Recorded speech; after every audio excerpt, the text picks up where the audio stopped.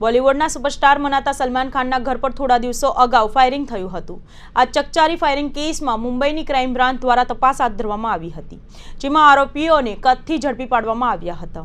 ત્યારે પકડાયેલા બંને આરોપીઓએ જે ગનથી ફાયરિંગ કર્યું હતું તે ગન સુરતથી પસાર થતી વખતે તાપી નદીમાં ફેંકી દેવામાં આવી પૂછપરછમાં ખુલ્યું હતું, જેથી એકાઉન્ટ સ્પેશિયાલિસ્ટ દયા નાયક સહિતની ટીમ દ્વારા આરોપીઓને સાથે રાખીને સુરતની તાપી નદીમાં તપાસ કરવામાં આવી હતી।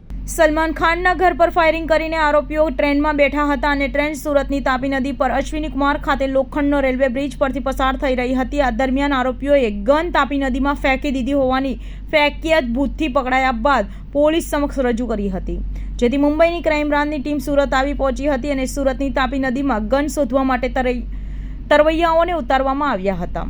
મુંબઈમાં એન્કાઉન્ટર માટે જાણીતા દયા નાયકની આગેવાનીમાં બંને આરોપીઓને સુરત લાવવામાં આવ્યા હતા।